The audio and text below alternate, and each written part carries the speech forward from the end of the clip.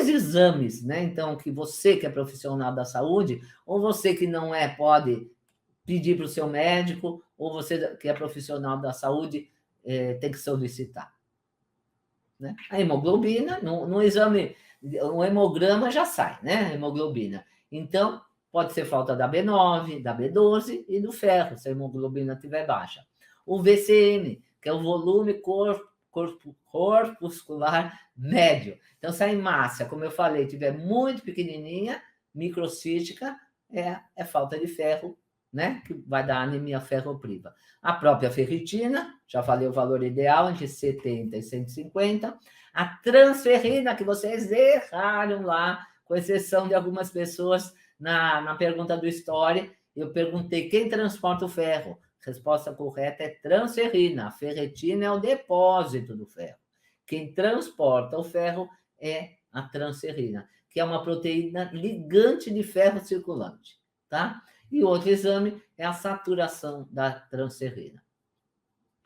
Que a saturação está ligada à concentração, né? A capacidade de ligação com o ferro que temos lá no plasma.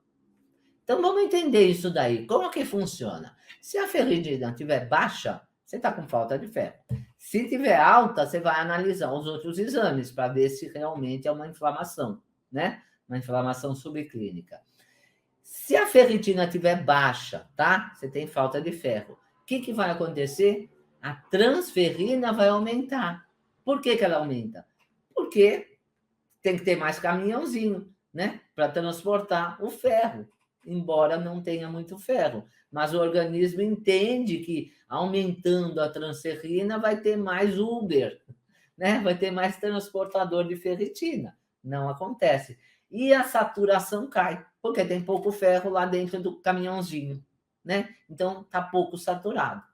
Então, quanto menor a saturação da transferrina, menor a quantidade de ferro que tem lá no organismo.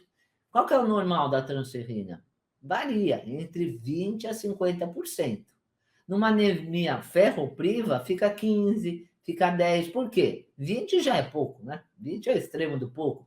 Tem pouca saturação, tem pouco ferro lá dentro, tá? Do trenzinho, do caminhãozinho, como vocês queiram chamar, do transportador. Em algumas doenças, a saturação de transferrina chega a 100%. Quer dizer, o caminhão está lotado, né? Parece aqueles caminhão lá de boia fria, fica lotado de gente, lotado de ferro lá, transbordando. Isso também não é bom. Por quê? Porque aí pode indicar que a pessoa está inflamada. Então, quando tem pouco ferro, a ferritina baixa e a transferrina sobe e a saturação de transferrina baixa também. Se seu intestino, no caso da ferritina, do ferro, estiver inflamado, a ferroportina, que é uma portinha lá, que o intestino está com ferro. Se a ferroportina, se essa porta não se abre, o ferro não cai na corrente sanguínea, não vai fazer suas funções. Então, o intestino está ligado a tudo. Com isso, sabe, outro exame que você pode pedir, nem precisa pedir, tá? Em todo hemograma sai. O RDW. O RDW é a anisocitose, vai aumentar. Por quê? Porque vai ter distribuição diferente de tamanho de hemácias. Então, não tem ferro? O que eu falei? A hemácia pequenininha, microcítica, e vai juntar com outras hemácias que estão normais. Então, não tem o padrão de qualidade, tem hemácia pequena, hemácia grande, hemácia deformada. Então, quanto maior o RDW, mais você tem diferença de tamanhos de hemácia e menos você vai viver. O RDW é índice de longevidade. Um RDW bom deve estar por volta de 11. Tem gente que está com 13, 14, 15. Né? Então, tudo isso já te dá um parâmetro para você enxergar o seu paciente por dentro de uma maneira correta. Por isso que a medicina integrativa enxerga a causa da doença e cura o paciente de todas as doenças degenerativas. Sim, tem cura, sim, tá? Então, a gente pode falar de cura. Câncer não tem cura, mas tem remissão. Então, a medicina alopata não sabe tratar a doença crônica, ela é excelente nas doenças agudas. Uma doença crônica, infelizmente, não sabe tratar.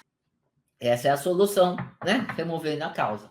Então, Nós temos suplementos, por exemplo, que quelam o ferro. Outra coisa, se o fígado está cheio de metal lá dentro, esses metais tóxicos, quando o ferro passa na corrente sanguínea, ele funciona que nem um ímã gigante, puxa mais ferro lá para o intestino. Eu falei que intestino, coração, glândulas cerebrais, todos eles têm predileção por ferro. Muito ferro, inflamação, radicais livres, hidroxila, reação de Fenton. Então, Maria Josenice está perguntando se o RDW14 pode reverter. Lógico que pode. Agora eu vou falar o tratamento. Então, por exemplo, o ácido alfa-lipóico, eu gosto muito, porque ele é um quelante de ferro. Quem tem hematomacrose, ou o homem, por exemplo, que não menstrua, tem uma tendência a ter um ferro um pouco maior, pode fazer sangrias, doação de sangue, 400 ml 4 vezes ao ano, tá? Mas como que a gente tira a inflamação? Porque as causas da ferritina alta é em inflamação. E o que eu falei? Metais, alimentos industrializados, o glúten, o leite e os seus derivados, não é só o leite, né? Alimentos transgênicos. O que a gente pode fazer para evitar essa inflamação?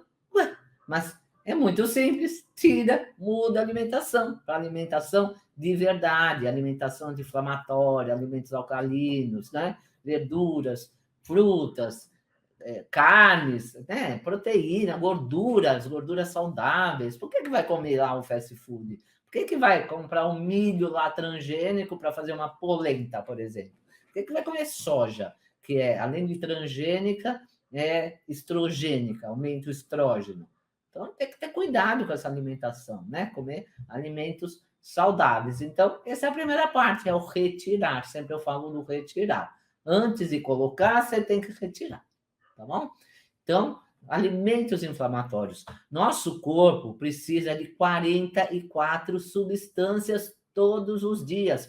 Quais são essas substâncias? Nós precisamos de 8 aminoácidos essenciais, aqueles que nós não produzimos. Nós precisamos de 16 tipos de vitaminas e nós precisamos de 20 minerais, que totalizam 44 substâncias. Senão o corpo entra em desbiose, sai da homeostase, né? E nunca consegue uma hormese, por exemplo.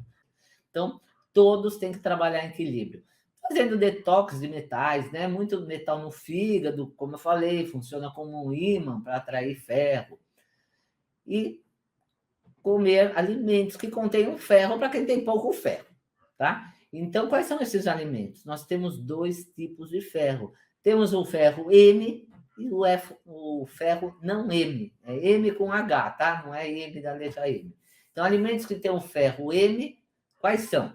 Eles são de origem animal e têm uma absorção muito melhor, tá? Então, as carnes, as vísceras, o ovo, todos eles têm ferro com uma absorção muito melhor, que é o ferro M. Agora, qual que é o ferro não M?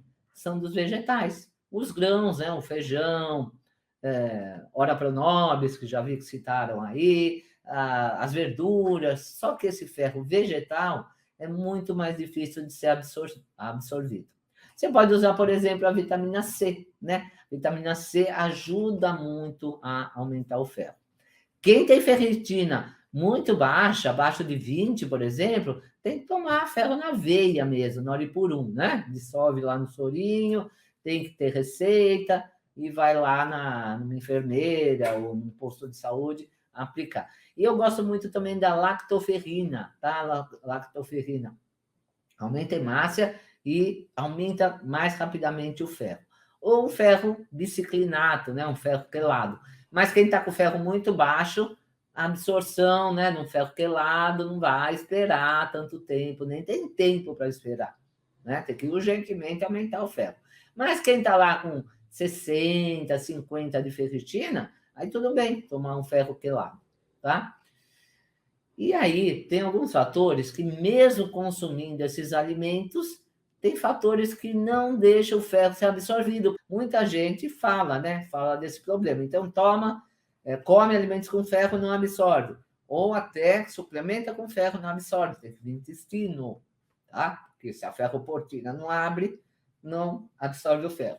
E tem outros fatores, por exemplo, hipocloridria. Então, você come a carne lá, fala, poxa, mas a carne tem B12, a carne tem ferro, e minha B12 está sempre baixa, minha ferritina está sempre baixa. Por quê?